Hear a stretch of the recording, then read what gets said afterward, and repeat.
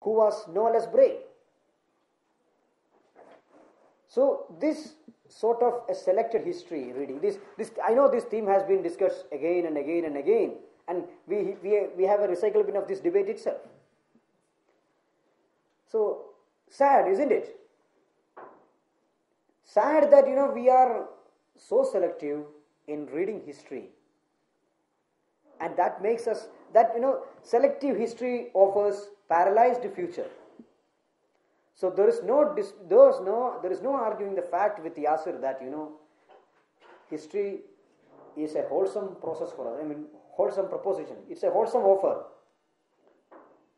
While reading history, we have to look down the road and round the corner.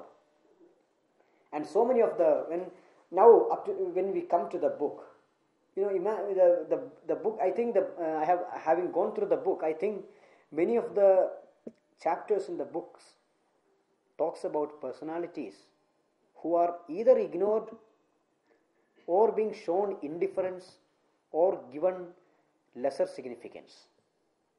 But many of them, in fact all of them, having a caliber of their own, a message of their own, and a life full of events and lessons for us.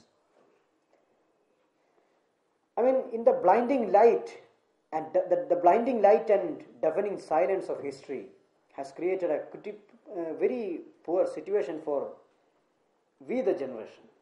So I know you people are young, but not that you people are old. But by virtue of your experience, by virtue of your extended reading, we just envy you, sir, that you have a better sense of history.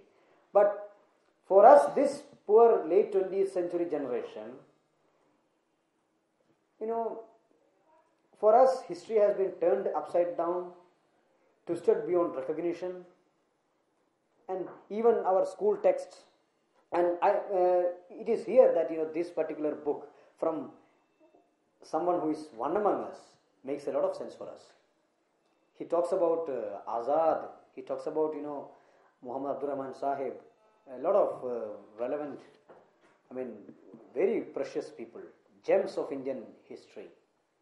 And that makes a lot of sense for us, And the more than the content, more than the pages, and more than everything, it is the attempt which matters. It is the sense of this attempt which matters. And there is no disputing the fact that, we better take the initiative on our own hand. We better take the initiative. That is the message Yasir is giving us.